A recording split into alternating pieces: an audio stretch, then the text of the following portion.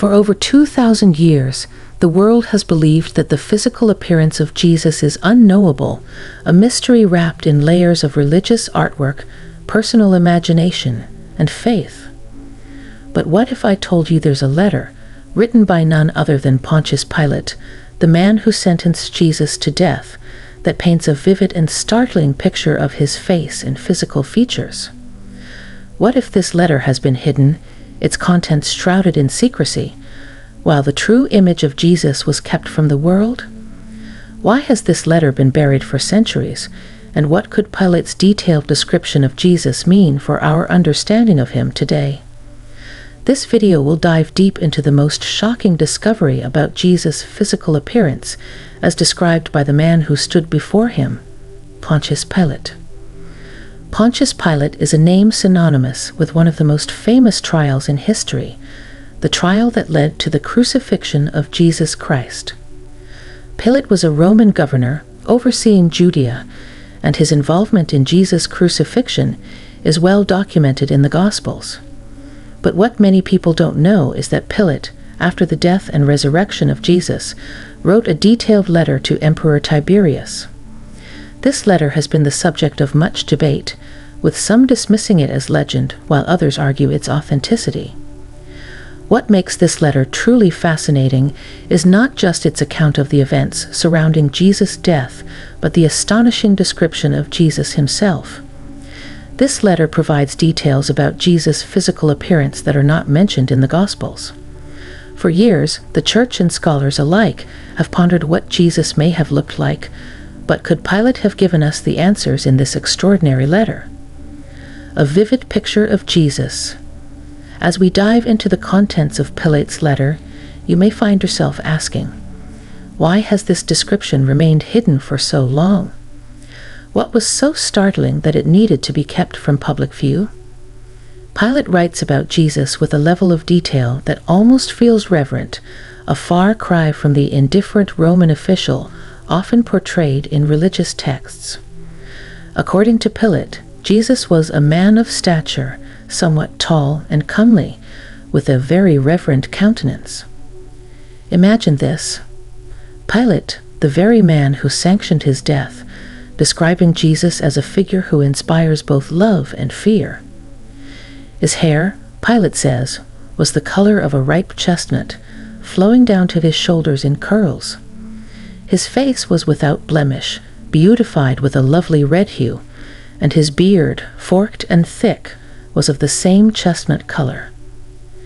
What's more, Pilate recounts that Jesus' eyes were gray, clear, and sharp, capable of reproving and admonishing, yet filled with wisdom and kindness.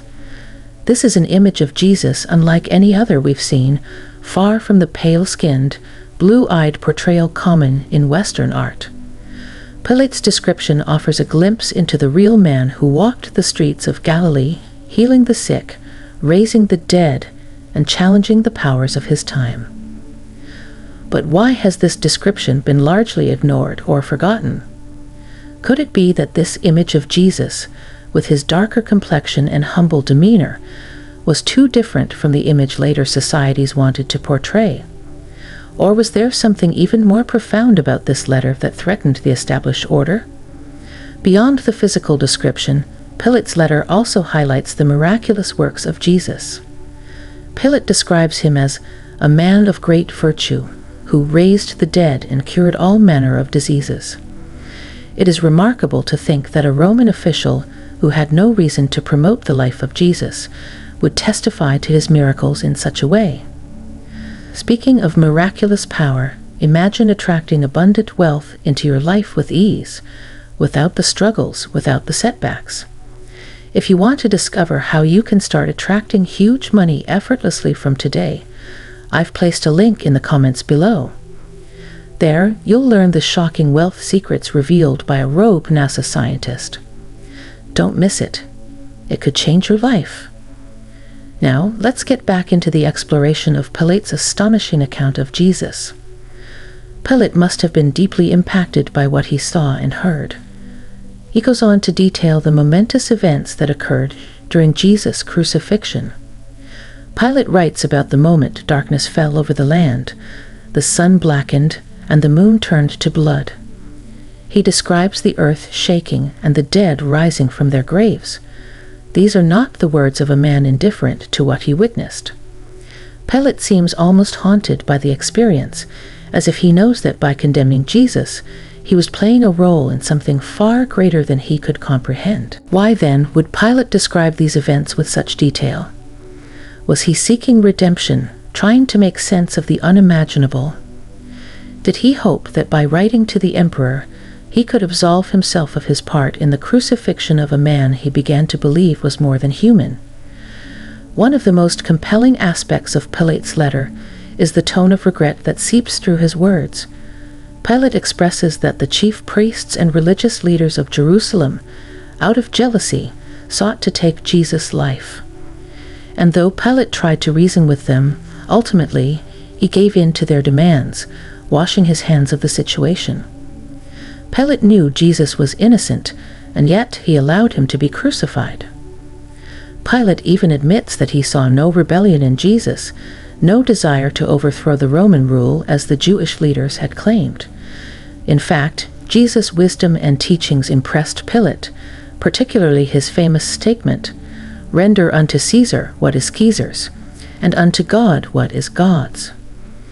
What, then, drove Pilate to hand Jesus over to be crucified?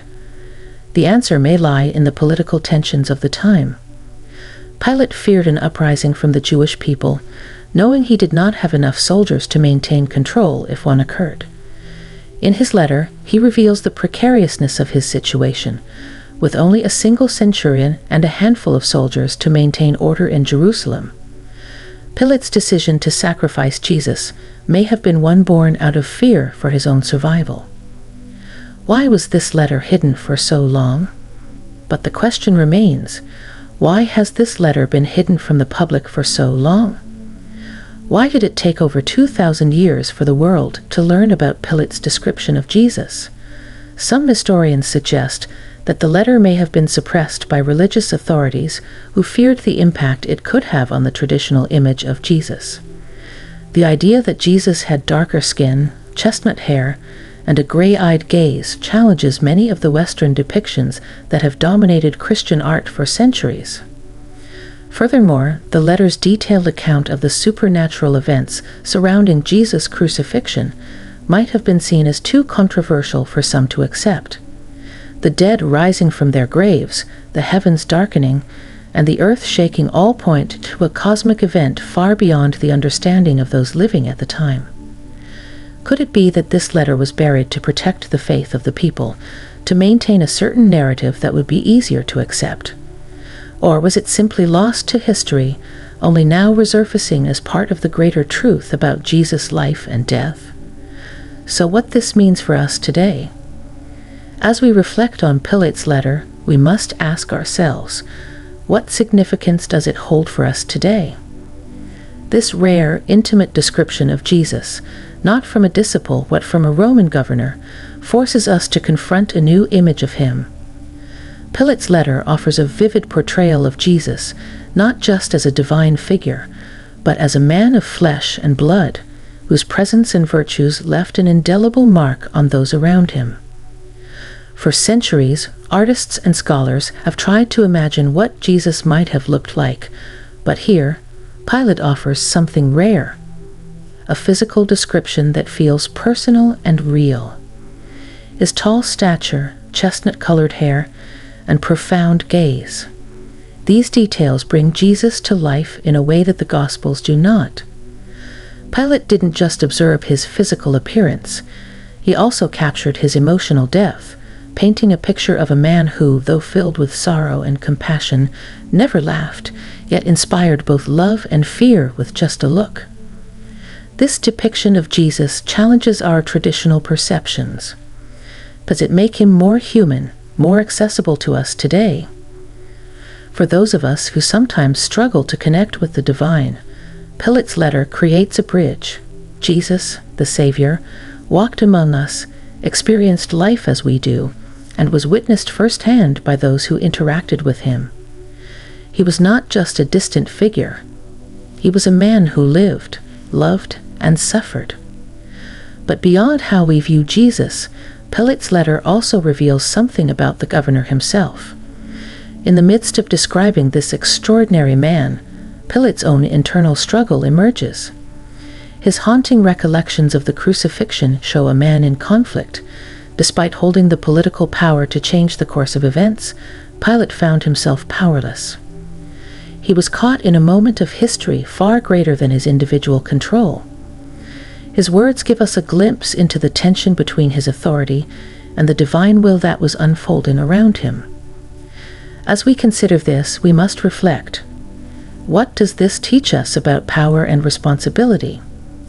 Pilate tried to distance himself from Jesus' fate, yet his role in the crucifixion is forever remembered. His regret and internal conflict remind us that even those with great power can feel helpless in the face of forces larger than themselves. In this way, Pilate's letter offers more than just a description of Jesus. It is a testament to the profound effect Jesus had on everyone he encountered, even those, like Pilate, who had no reason to glorify him. Despite Pilate's position as an outsider, he could not deny the impact Jesus had on his life, and his letter serves as a rare account of how deeply Jesus moved even the most unexpected witnesses. So, as we read this letter, we are left with a question. How will we respond? Will we view it as just an ancient document, or will it challenge our understanding of Jesus, making him more real, more human, and more significant in our lives today? Thank you for watching. If this exploration has inspired you, be sure to like, comment, and subscribe for more thought-provoking content. And before we go, if you're ready to unlock the secrets to attracting wealth effortlessly, check the link in the comments below. Discover the shocking wealth secrets revealed by a rogue NASA scientist. God bless you, and I'll see you in the next episode.